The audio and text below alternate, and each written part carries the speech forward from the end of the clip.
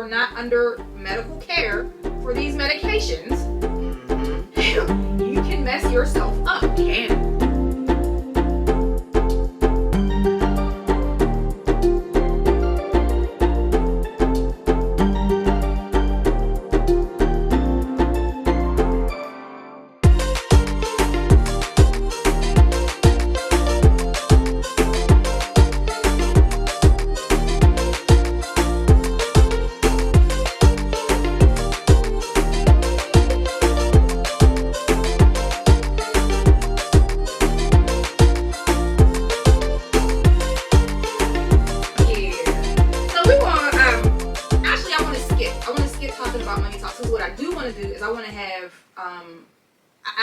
Want to like make that a big topic. Okay. Money talks, because I feel like there's a lot of women who could benefit from that talk, but I want to draw more people in, so I want to skip that and move to finding your passion, how to pivot and thrive, exploring the journeys of women who successfully reinvented themselves, whether it's a career change, a new hobby, and how to embrace reinvention. So one of the things that I have been talking about on my single platform is how to reinvent yourself. More so on the style side, but reinvention, period, for anybody. It's a scary thing, especially if you are, I'll just say Generation X, because I'm not going to put an age on this. I'll say Generation X, so that gives a broad spectrum, right? Okay. If you can relate to Generation X at all, or are a part of Generation X, reinventing yourself can be very, very scary. True. And it's like sometimes people don't even know where to start, how to start. They know they want to change, but they don't know what to do, how to start off, right. What's the first step? Right. So that's the first step. Figuring out what area of yourself, your life, whatever it is, where do you want to begin that journey? Where do you want to start? Is it your career? Is it your personal life? Is it your style? Is it your hair? Is it your hobbies? What do you want to change? And really think about it. Like, why? And think about why you want to change it. Like, why is it that I want to change this? What is it about this that makes me want to do this differently, or be different, or have different? I guess I reinvented myself. I went back to school. Okay. I thought you was going to say something. I went back to school. I went ready to say something. I don't even want to know what you was thinking. I don't want to know. But I went from the medical field, and now I'm going to get my bachelor's in business and accounting. So that is my reinvention. I don't want to. I like being in the medical field. I do. I like numbers more. You sound like my mother. Yeah. Give me some numbers to play with. Give me some money to play with. Give me numbers and money to play with. I'll do that. I'm better off in the background doing that. Mm-hmm. Yes. So that's an excellent place to start. Why did you choose that to be your starting point, though? I was procrastinating too much. Okay. And trying to figure out what I wanted to do with my life.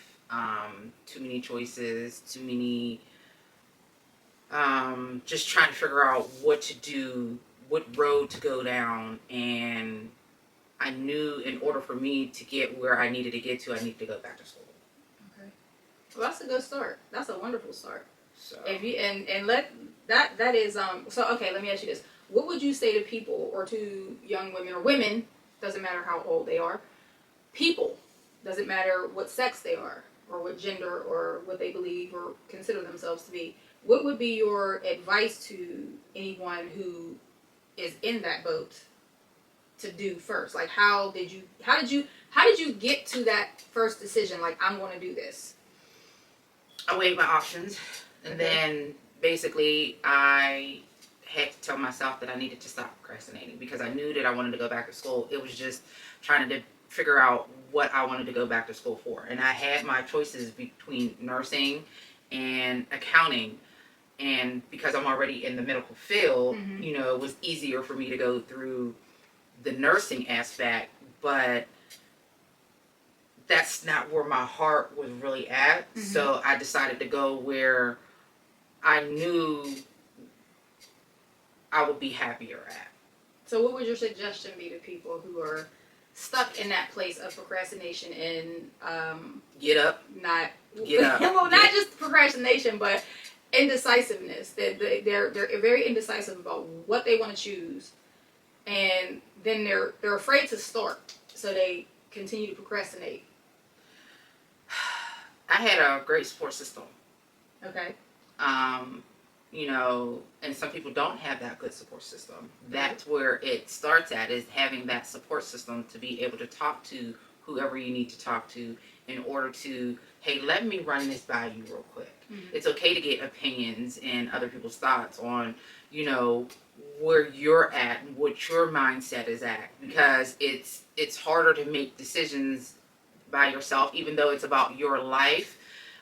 It's easier to, hey, let me just run this by you real quick. Hey, how do you know, I'm thinking about this, that, and the third. However, this, and this. Mm-hmm. You know, I have a therapist that I talk to on a weekly basis. She helps me out. My mom helps me out. You know what I'm saying? Mm-hmm. When I had a significant other, he helped me out. Honestly. You know what I'm saying?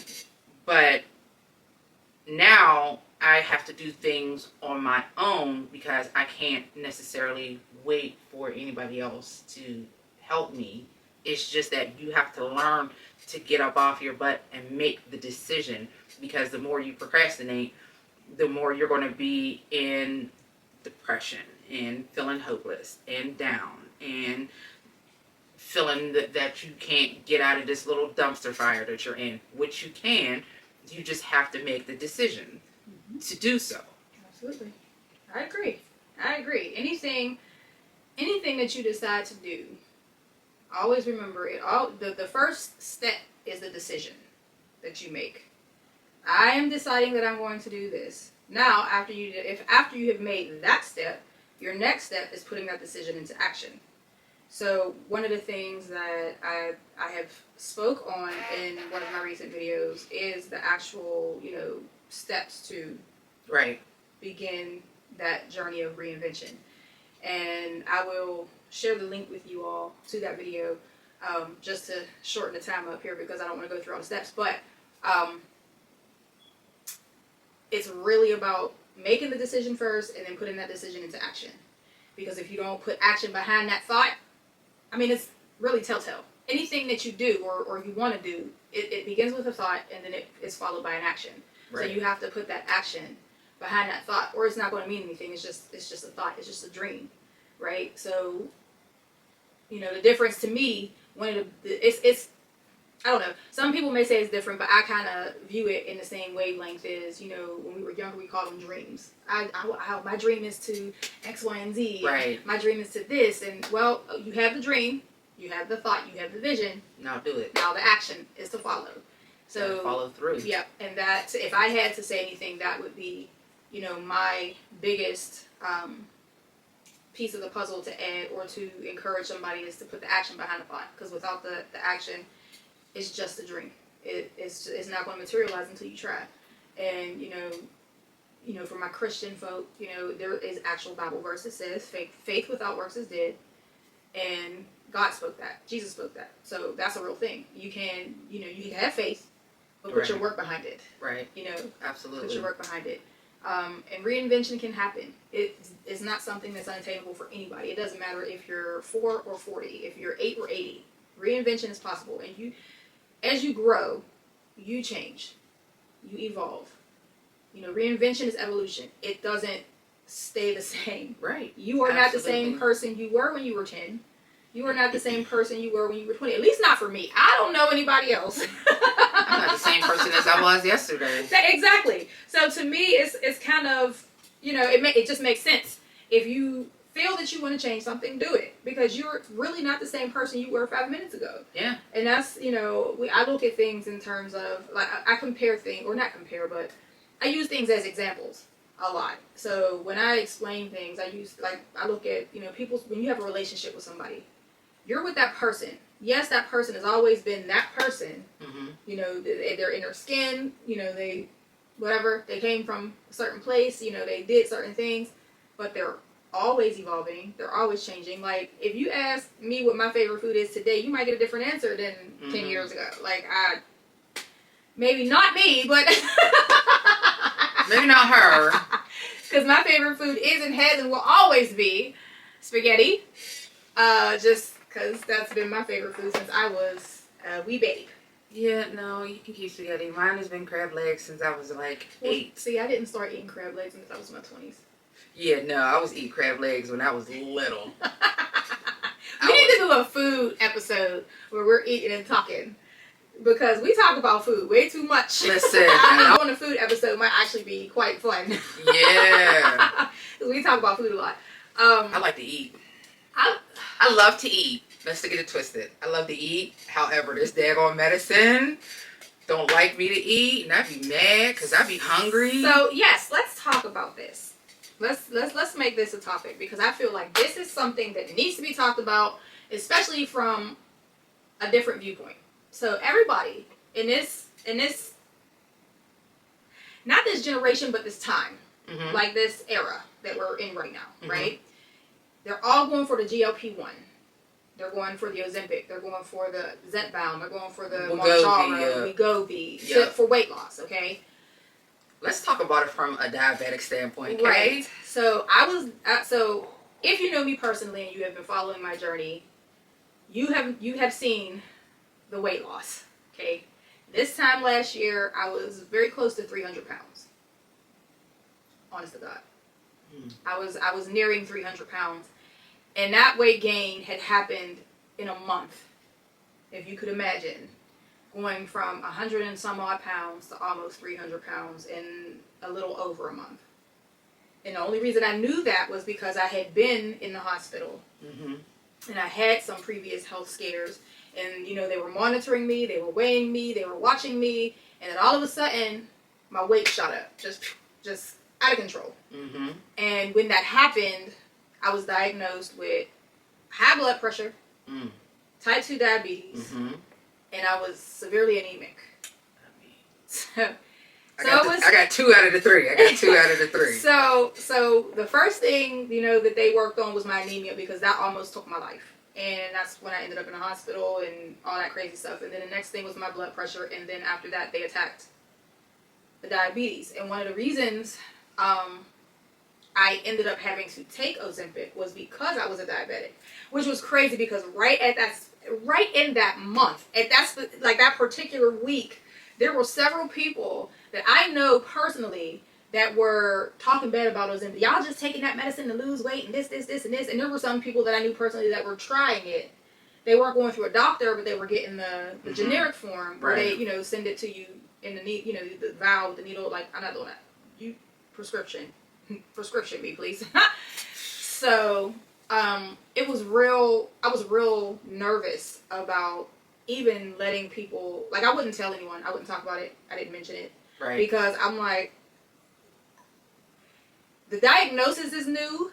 Not to mention the medicine is very controversial because people are using it for the wrong reasons. Now, one of the things, I'm a person who does extensive research on everything that goes into my body. You're not giving me something and I'm not going to know the ins and outs, the side effects, with the cans and cannots, the do's and don'ts. Like, I'm going to know about this medicine or about this, whatever you're telling me to do, I'm going to learn about it before it happens. And I always said that diabetes was the worst thing for me to get, because that's one thing that I do not understand. Like the highs, the lows, what causes what, and how to maintain, what to eat, what not to eat. Right. So I'm still learning that part of it. But if I got to put medicine on top of that, at least let me know about that. So in my research, now mind you, this is still the first week that, they're telling me that you're going to have to go on this medicine and all this other stuff. I'm learning about all of this medicine. I'm watching what people say. I'm hearing things. I'm hearing reviews. I'm seeing stuff on TV. And one of the things that people who are taking this medicine not for medical reasons are not paying attention to or even considering is the other things that the medicine does for your body. And I thought that was very important for people to know, because it's not just about you losing weight. Especially Ozempic. Ozempic is made for diabetics. Yes. I don't know much about Wegovy, Zepbound, or Mounjaro. I do know that they do manage diabetes, but I'm not sure how the ins and outs of that. I can only speak to what I'm taking, which is Ozempic, and what I have been on for the last year. So I learned that, it helps to manage high blood pressure. It helps to manage heart disease, and your chances of having a stroke get lower. There's all these things that this medicine does to your body. And the one thing that came to my mind, especially when I was reading this stuff, is like, oh my God, these people who are not sick at all are taking this medicine, not realize that it can make them sick. And it could change the dynamics of your body. So that's why you hear these stories of people taking Ozempic and whatever medicine, and their bodies just start going out of whack. And then on top of that, those people having the side effects without, and you're not getting it from a doctor. You're getting it from a website. Right. Like, you need to talk to your doctor. These side effects are what's going to cause you to need other medicine. Right. Because, the young lady said that, she couldn't go to the bathroom. I'm like, that's stomach paralysis. That's one of the side effects. If you are not under medical care for these medications, you can mess yourself up. Can and will. So, if I had any advice to anybody out there who, and I'm not telling you not to do it. Please, please, please, please understand. I'm not telling you, because I am coming up on losing, I don't even know how much weight I've lost. Okay, so for me, let me think. I started in October. Mm-hmm. How much did you weigh in October? 243. Okay. And I am down 30 something pounds. I'm 208. Wow. Wow. So, you lost a whole ass person. So I was 265 and counting before they put me on medicine.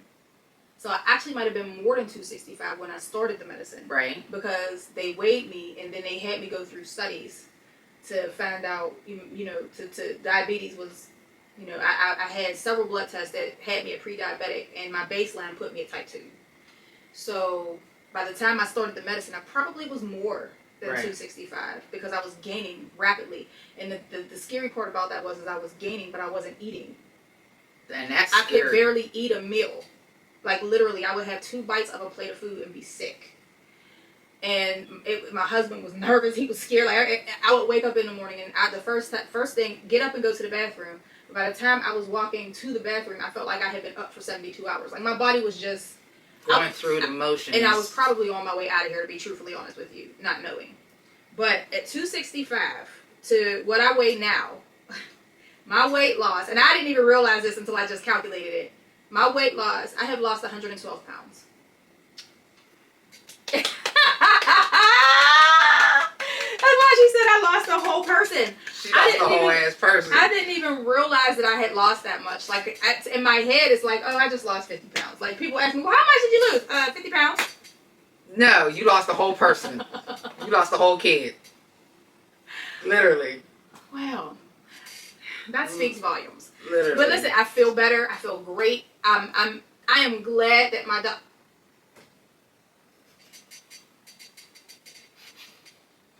anything that could go wrong would go wrong today, right? Guess not. I guess it was trying to tell me to be quiet. Well. But thank you to my doctor, who, is a wonderful, wonderful, wonderful lady. She is, she's one of the 92 percenters. What? A black woman. Oh, okay. I'm so confused. Like, what? You don't know what the 92% is? No. Black women. Oh. I don't know a lot right now. Don't get me to lie to you. My brain is in school, in these books. And I know that I said I wanted to go back to school, but Jesus.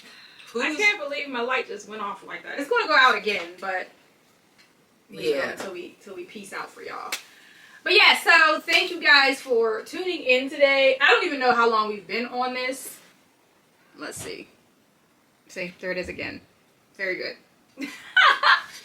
I don't know how long we've been at this or at it, but we thank you guys for tuning in. Anything you want to say? You know what? Have a great, blessed weekend. Yes. Do you. Stop procrastinating. Handle your self-care. Handle yourself the way that you need to be handled. Better than treating yourself than nothing. So get up, get out. And like Outcast, get out, get up, do something. You gotta get up. I do want to send a thank you to Ascension Solutions for sponsoring our video today. And we hope to see you guys over on YouTube next week. So with that being said, have a good weekend and we'll see y'all later. Deuces.